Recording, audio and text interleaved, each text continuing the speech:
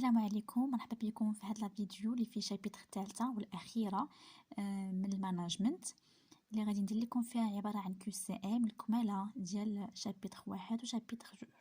مي هادي غندير لكم بارتي وحده ان شاء الله غير باش ما نكثرش عليكم في لي بارتي. اول سؤال عندنا هو l'environnement de l'entreprise est constitué d'une suite d'opérations au cours ou un ensemble d'éléments issus du processus de la production au sein de l'entreprise ou un ensemble. أول حاجة قبل ما نكمل لكم l'environnement هي داك المحيط ديال داك l'entreprise، يعني une fois كنقولوا l'environnement يعني شي حاجة externe ماشي interne. أول حاجة غير باش نفهموها، alors une fois كنقولوا l'environnement هما les concurrents. أول حاجة هما لي كونكورون، هما لي كليون، لي فورنيسور، يعني اي حاجه متعلقه بالمحيط ديال لونتربريز. bien sûr donc جواب هو des concurrents, des clients, des fournisseurs de l'entreprise, des administrations publiques. يعني l'environnement ديال يعني اي l'environnement ديال اي entreprise كيكونوا فيها المنافسين، العملاء، موردين ديال ديك الشركات، الادارات، دونك كلشي تو سكي اون بوبليك. هذه اول حاجه.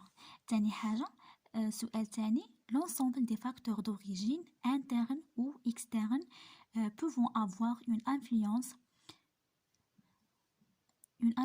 sur son activité et son équilibre. Ces définitions renvoient à la notion de quoi. يعني هاد لا ديفينيسيون اللي قلنا ديالاش بيان سور ماشي ديال لونتربريز، لحقاش لونتربريز هي واحد هي كور سوسيال ايون اون فان ايكونوميك سي لا برودكسيون، وهي ماشي لا فالور اجوتي. ديجا كنا ذكرنا في لي شابيتر الاخرين ان لا فالور اجوتي هي سي لا برودكسيون موان لا كونسوماسيون انترميديير، وماشي لا استراتيجي دو لونتربريز، هي ماشي واحد استراتيجيه ديال العمل. alors donc la définition et tout ce qui est interne et externe. Donc la définition de l'environnement حاجة باينة. بالنسبة le micro-environnement correspond à quoi? Le micro-environnement correspond بحال بغينا نقولوا البيئة. le micro يعني ميكرو بحال كنقولوا شي حاجه صغيره، والماكرو شي حاجه كبيره، يعني ميكرو انفيرونمون وماكرو انفيرونمون. يعني هاد لو ميكرو انفيرونمون قلنا شي حاجه صغيره، يعني لونفيرونمون انترن. اون فوا كنقراو هادي بلا ما نكملوا دونك هو هذا الجواب. l'environnement interne quotidien et spécifique de l'activité de l'entreprise, les fonctions, les organismes, les organisationnels, intervenant, interne, culture, l'organisationnel. دونك هي واحد البيئة اللي هي داخلية ويومية ومحددة ديال شي ديال اي نشاط ديال اي انتربريز. دونك لو ميكرو هو نعقلوا عليها، لو ميكرو هي l'environnement interne و لو ماكرو هو l'environnement externe. هاهي externe. دونك اجوبه واحد حتى واحد، يعني باش يبان لك الفرق بيناتهم. لو ميكرو هو l'environnement interne و لو ماكرو l'environnement externe global composé des facteurs du contexte général ayant un impact sur toutes les entreprises. يعني هي واحد البيئة اللي هي بيئة خارجية عالمية global اللي كتكون من بزاف ديال العوامل اللي عندها واحد التأثير على جميع الأعمال التجارية اللي كدير لونتربريز. alors بالنسبة لو ميكرو قلنا l'environnement interne et le macro l'environnement externe. بالنسبة للسؤال 5 le méso-environnement correspond à هاد الاسماء دونك ميمكنش نشرحوهم، هاد كيتسماو ميكرو ماكرو لو ميزو انفيرونمون. كيف ما قلنا في السؤال اللي قبل قلنا بان لو ميكرو هو l'environnement interne و لو ماكرو هو l'environnement externe، و لو ميزو كيجمع ما بين l'interne ou l'externe اللي هو ما بين الميكرو والميكرو ما بين الميكرو والماكرو اللي هو l'environnement d'un niveau intermédiaire entre le micro et le macro. Environnement généralement lié à la concurrence, l'environnement concurrentiel. Donc هذا هو الجواب كيجمع ما بين سي يعني كيجمع كيجمع هي اول حاجه غير هي واحد البيئه اللي عندها واحد المستوى اللي هو متوسط نيفو انترميديير يعني اونتر ما بين البيئه لو ميكرو بحال نقولوا البيئه الجزئيه والكليه اللي كترتبط لنا بواحد الشكل عام يعني جينيرالمون لي على كونكورونس يعني بالمنافسه اللي هي كتسمى environnement concurrentiel اللي هي البيئة التنافسية. alors هذا هو الجواب. le méso-environnement هو l'environnement d'un niveau intermédiaire ما بين le micro و le macro اللي هي كتسمى l'environnement concurrentiel. بالنسبة للسؤال 6 l'analyse des éléments du pestel renvoie à l'analyse du يعني هاد بيستل الا قلبتو ليه غادي تفهموه في جوجل كاين بيستل وكاين سوات غتفهموا لهم اكثر. الوغ بيستل فهادو عباره عن دي كيسيون اللي خاصهم يتحفظوا. يعني بيستل كيقصدوا به لو ماكرو انفيرونمون و سوات كيقصدوا به لو ميكرو انفيرونمون. انا غير باش نميز بيناتهم يعني بلا ما ندخلوا في التفاصيل حقاش دابا ما بقاش الوقت غير باش تراجعوا غير سوات هو ميكرو و بيستل هو ماكرو. يعني دي كيسيون اللي خاصهم يتحفظوا بصافي ما فيهمش الشروحات لحقاش الا دخلنا في الشروحات بيستل غادي نهضروا عليه بزاف صوت غادي نهضروا عليه بزاف سو سون دي ماتريس. الوغ نخليهم غير هكا ندوزو عليهم حسن. سؤال 8 nombre et composition des ménages peut être classé parmi les facteurs du macro-environnement. يعني واش يعني nombre et composition des ménages هاد العبارة يعني peut être classé يعني ماش من فاكتور واش سوسيو كولتوريل ولا ايكونوميك ولا جوريديك ولا تكنولوجيك او لا ايكولوجيك ولا بوليتيك. بالنسبة للمناج فهي كتعتبر بحال نقولوا داك التركيب ديال الاسر المعيشيه يعني يمكن لينا نصنفوها فاش بيان سور الكومبوزيسيون دي مناج غادي نصنفوها في ليكولوجي اللي هي شي حاجه بيئيه.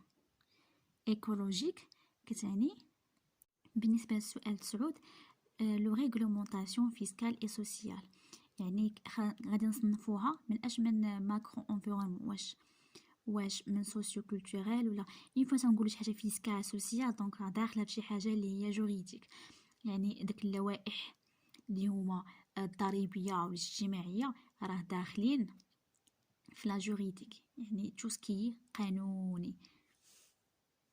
بالنسبه للسؤال 10 l'innovation technologique de l'information peuvent être classées parmi les facteurs du macro-environnement. يعني دوك الابتكارات ديال التكنولوجيا والمعلومات فاش غادي نصنفوهم واش في سوسيو كولتوريل ولا في ايكونوميك ولا في جوريديك ولا في تكنولوجيك او لا في ايكولوجيك او لا في بوليتيك فغادي نصنفوهم اكيد في التكنولوجيا. من التكنولوجيا غتبان لينا بانها راه غادي تصنف لينا في التكنولوجيك.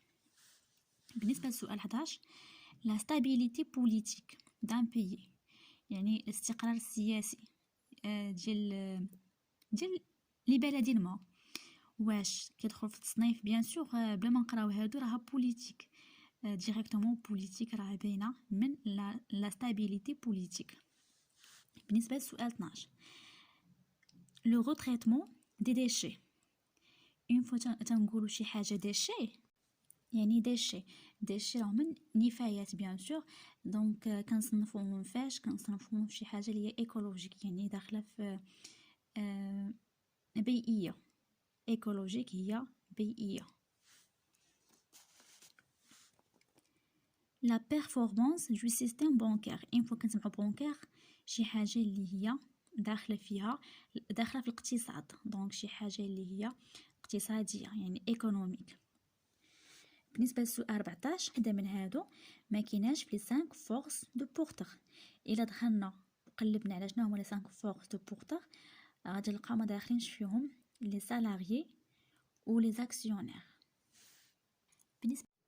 بالنسبه للسؤال 16 و 17 و 18 و 19 فهما كيقول لك SWOT. يعني SWOT كل كلمه فيها شنو شنو هي، يعني كل اس بحال دابا هنا اس فينا هي صحيحه، بالنسبه لدبل في فينا هي صحيحه، بحال ويكنس بحال هنا تي فينا هي صحيحه، وهنا او فينا هي اللي صحيحه.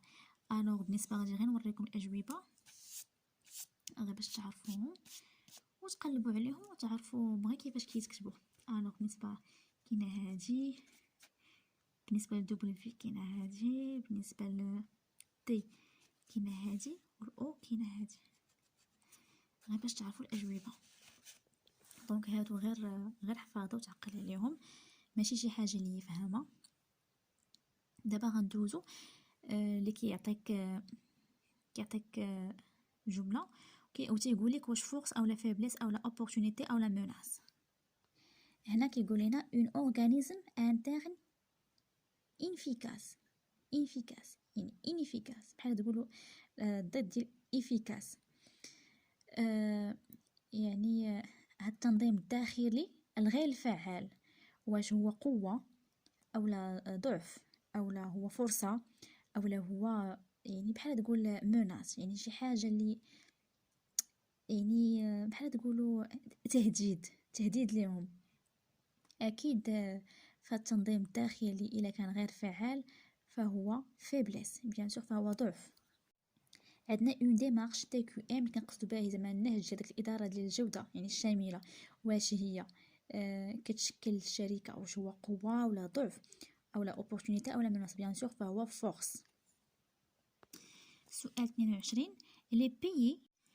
بالنسبه للسؤال 22 تيقول لنا يعني هذوك البلدان الناشئه اللي كتشهد الزياده في الطلب ديالها على المنتجات ديال الشركه ديالها، يعني واش هادشي كيشكل على الشركه واش هو فورس او لا فيبليس او لا اوبورتونيتي او لا ميناس. فبيان سور هادي يعني اوبورتونيتي، فهي فرصه ليها. السؤال 23 تيقول لنا لو بري دي ماتيير بروميير اي اون كونستانت اوس، يعني السعر ديال ديك المواد الخام في يعني في ارتفاع مستمر ديما. واش هادشي يمكن يشكل على لونتربريز فورس او لا فيبليس او لا اوبورتونيتي او لا ميناس؟ فبيان سور فهو ميناس، يعني خاصهم يحدوا راسهم لحقاش لو بري دي ماتيير الا كانت كونستانت بعض المرات كتكون ميناس، يعني شويه صعيبه. بالنسبه للسؤال 24 قال لك s'investir dans la production et la recherche et développement pourra constituer كذا كذا. الوغ هنا قالوا لنا بالنسبه للاستثمار ديال داك الانتاج والبحث والتطوير، يعني هذا الشيء شنو كيشكل بالنسبه للانتربريز؟ فبيان سور فهو فورس، حاجه باينه.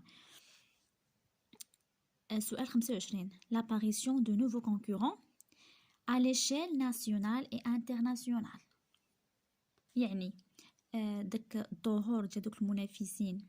هنا السؤال الظهور ديال دوك المنافسين اللي يلاه يعني على شيل ناسيونال، يعني على الصعيدين الوطني والدولي. يعني هادشي واش كيشكل شركه شي حاجه؟ بيان سور فهو مناس، يعني اون فوا كنسمعوا لي كونكورون نيشان كنمشيو للمناس، اون فوا شي حاجه فيها كونكورون يعني مناس. سؤال 26 les subventions publiques pour l'encouragement des PME، يعني هادوك الاعلانات العامه اللي كيشجعوا الشركات الصغيره والكبيره ومتوسطه اون جينيرال. يعني واش هادشي كيشكل قوه ولا ضعف ولا اش؟ فهي فرصه بيان سور. اي انتربريز كتبغي لا بوبليسيتي، يعني هذيك راه فرصه بالنسبه ليها. سؤال 27 اون ايكيب كوميرسيال افيكاس. فاين فوا كنسمعوا شي حاجه اون ايكيب كوميرسيال افيكاس، واحد الفريق ديال المبيعات عندهم فهو efficace يعني واعر بيان سور. فهذه فورس بالنسبة للسوسيتي أو لا انتربريز أو لا أي شركة. فبقاو لنا جوج أسئلة اللي هما السؤال 28 والسؤال 26. قال لنا un coût de production élevé par rapport à la norme du marché et à la concurrence. Ceci peut constituer une coût pour l'entreprise. يعني واحد التكلفة ديال تكلفة إنتاج عالية، يعني بارابور يعني مقارنة بواحد المعيار ديال شي سوق أو شي منافسة. فهاد الشي بيان سور فهو فيبليس، بيان سور يعني بلا نفكرو فهو فيبليس. أي كو دو برودكسيون إلفي إلا جيتي تقارنو مع لي نورم ديال شي مارشي آخر أو شي كونكورونس فهو فيبليس. سؤال 29. L'instabilité politique d'un pays pourra constituer une courbe pour l'entreprise. يعني عدم الاستقرار السياسي في أي بلد، يعني هادشي شنو هو؟ هادشي راه خطر، يعني مناس. بيان سور راه خاص ديما يكون استقرار، ماشي لانستابيليتي، خاص تكون لا ستابيليتي. الوغ هذه هي شابيتر 3 درت معكم كامله، ما درتش فيها لي بارتي وحاولت نزرب فيها، وسمحوا لي مع راني شويه مروحه داكشي علاش ما كنقدرش نطول ندير داك النفس العميق. كنتمنى تكونوا فهمتوا شويه، وشكرا لكم. واللي ما فهم شي حاجه يخلي لي كومونتير، وان شاء الله نتلاقاو في الفيديو ماجي.